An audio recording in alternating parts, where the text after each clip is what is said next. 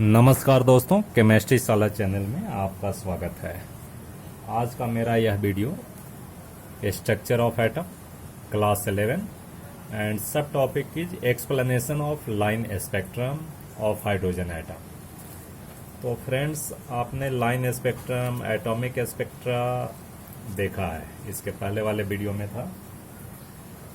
तो कैसे हम एक्सप्लेन करते हैं लाइन स्पेक्ट्रम को, कैसे एक्सप्लेन करते हैं, थोड़ा बहुत ठीक से समझना बहुत ही आसान है। देखो, मैंने उस समय क्या किया था कि when electromagnetic radiation interact with matter, और हाइड्रोजन का ही स्पेक्ट्रम मैंने लिया था कि हाइड्रोजन को हम क्या करते हैं जी, उसको एनर्जाइज करते हैं, एनर्जी देते हैं। तो कुछ एब्जॉर्प्शन होगा और कुछ इमिशन स्पेक्ट्रम होगा। अगर मान लीजिए कि ये एक्साइटेड स्टेट में आ गया, after excitation it emits radiation, यानी इमिशन रेडिएशन, इमिटेड रेडिएशन का अगर हम क्या लेते थे, आप इसका स्पेक्ट्रम लेता था, तो ये स्पेक्ट्रम कैसा आता था? It's a line spectrum. ठीक है कि नहीं? ये लाइन स्पेक्ट्रम, सर्टेन लाइंस आते थे जो कि डिफरेंट साइंटिस्ट के नेम से जाने जाते हैं, जैसे Lyman series, बामर series, Paschen series, Brackett series and पीफंड series. And H line, जितने भी लाइन हैं, हर एक लाइन, ईच लाइन क्या देता है? Gives the expression for a certain wave number. इसका मतलब क्या समझा कि जो रेडिएशन आ रहा है उसके पर्टिकुलर वेव नंबर के लिए ये लाइन स्पेक्ट्रम आपको मिल रहा है। दैट मीन्स लाइन स्पेक्ट्रम से आप कैलकुलेट कर सकते हैं वेव नंबर ऑफ रेडिएशन। ठीक है जी? थोड़ा याद होगा आपको, या याद नहीं होगा तो मैं याद करा देता हूं कि उसके लिए एक्सप्रेशन क्या आया था। ये जो एक्सप्रेशन था वेव नंबर के लिए, दिस इज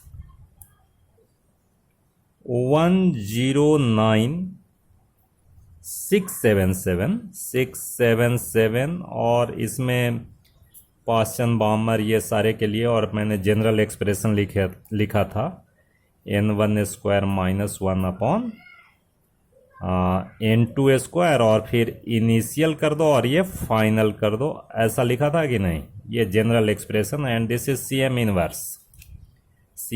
इनवर्स। इसको मैंने क्या कहा था? Rydberg constant.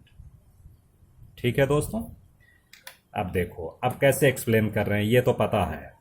अभी मैंने बोर्स मॉडल में क्या पढ़ा भाई, कि अगर मान लो कि if transition occurs from higher energy level to lower energy level, जैसे मान लो E2 से E1 में ट्रांजिशन हुआ इलेक्ट्रॉन का। ठीक है जी? यहाँ से यहाँ इलेक्ट्रॉन का मूवमेंट हुआ, तो इस केस में जो रेडिएशन निकलेगा, ये जो रेडिएशन निकलेगा इलेक्ट्रोमैग्नेटिक रेडिएशन, उसको हम फ्रीक्वेंसी को मैंने अभी कोरिलेट किया था कि its frequency is given by frequency is equal to E2 - E1 upon H। अभी तो याद होगा ना, यही दिया था ना according to Bohr model and Bohr postulate में यही है। Frequency of radiation emitted when transition occurs from one state to other state, तो it is given by nu equal to E2 - E1 upon H, where H is Planck's constant. ठीक है बच्चों? तो ये दो चीज़ याद रखो। अब हम कैसे एक्सप्लेन करते हैं भाई, इससे हमको एक्सप्लेनेशन यहाँ जाना है। ठीक है ना? तो आप देखिए, अब एनर्जी की बात है, अब नेक्स्ट देखते हैं। देखो, इस फिगर में transition of electron occurs from E2 to E1, तो हम डेल्टा E क्या लिखते हैं भाई? डेल्टा E क्या होगा? पहले डेल्टा E निकालो। तो इसको अगर हम फाइनल मानते हैं तो EF लिखते हैं, and this is initial EI। तो यहाँ लिखोगे EF माइनस EI लिखोगे, इसमें कोई समस्या नहीं होनी चाहिए। ठीक है दोस्तों? अब देखो, एनर्जी का क्या एक्सप्रेशन था? What is the expression for energy?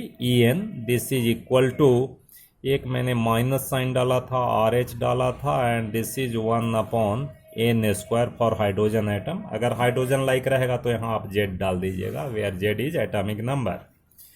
तो यहाँ देखो ये Rydberg constant and its value is given by 2.18 into 10⁻18 दिया था कि नहीं, इतना जूल दिया था, एंड दिस इज 1/n²। ठीक है दोस्तों, अब देखो हम ऐसा काम करते हैं।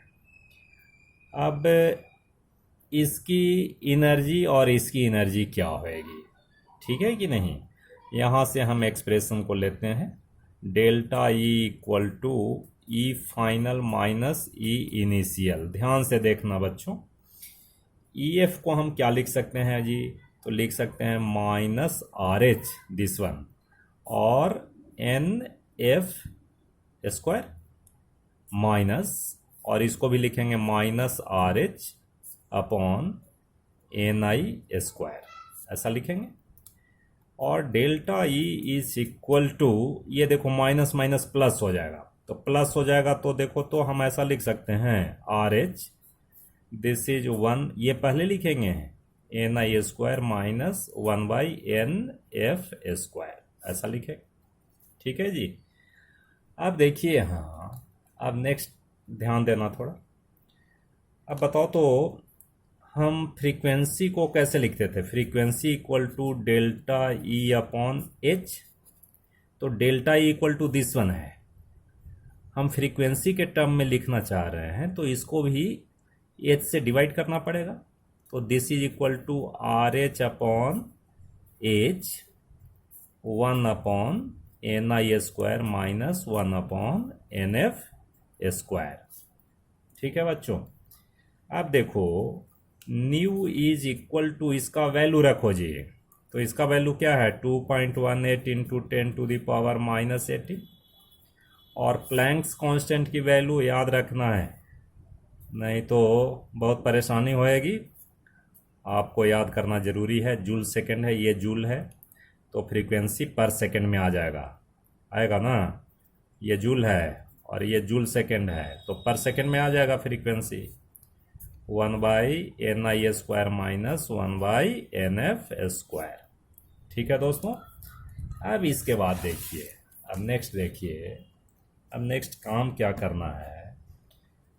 देखो न्यू इक्वल टू, अगर हम इसको कैलकुलेट करें, ठीक है ना, ये अगले वाले एक्सप्रेशन को अगर हम कैलकुलेट करें, देखो इसको अगर हम कैलकुलेट करें, इसको कैलकुलेट करें तो it will come 3.29 into 10⁻15 and 1/ni² minus 1/nf²। ठीक है दोस्तों। अब देखो फिर थोड़ा सा मैं दिखा रहा हूँ, एक चीज़ और आपको पता होगा, C equal to nu lambda होता है, पहले आपको पता है, और लेमडा इक्वल टू हम क्या लिख सकते हैं जी, lambda equal to C upon nu लिख सकते हैं। और वेव नंबर जो होता है nu bar, this is equal to 1/λ होता है, तो 1/λ का मतलब अगर इसके फॉर्म में लिखें तो क्या लिखेंगे, न्यू अपॉन C लिखेंगे। ठीक है। तो आप देखो हम इसको अगर न्यू को हम C से डिवाइड कर दें तो वेव नंबर होगा कि नहीं, यानी wave number for this equation क्या होगा भाई, न्यू को हम C से डिवाइड कर दिया, यानी पूरे इक्वेशन को C से डिवाइड कर दो, C मतलब वेलोसिटी ऑफ लाइट, तो 3.29 इंटू 10⁻15 1/ni² माइनस 1/nf², और C से डिवाइड कर रहे हैं जी, तो C से डिवाइड कर दीजिए, और nu bar is equal to 3.29 into 10⁻15 upon, this is velocity of light 3 into 10⁸ metre per second होता है, मीटर पर सेकेंड होता है। ठीक है ना, और ये फ्रीक्वेंसी किस में था जी, पर सेकेंड में था ना, पर सेकेंड में था, तो ये कैंसिल हो जाएगा और ये पर मीटर आ जाएगा।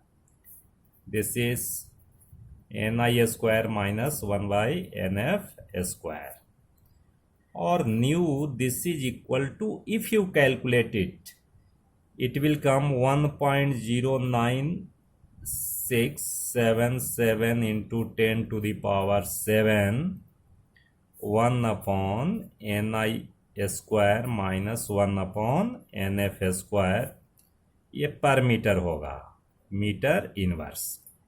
वहाँ क्या था, सेकंड में था, cm में था। तो देखो तो एक्सप्लेनेशन हो गया कि नहीं।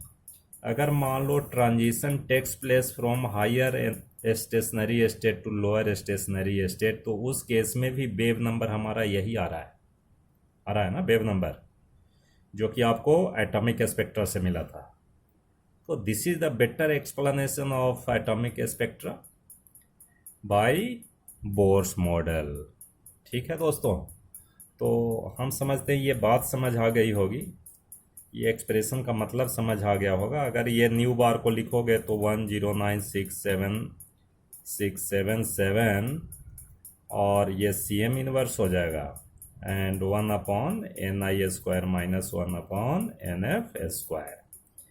यही तो आया था एटॉमिक मॉडल में, यही तो आया था। Each line gives the value of wave number, जो भी स्पेक्ट्रल लाइन था।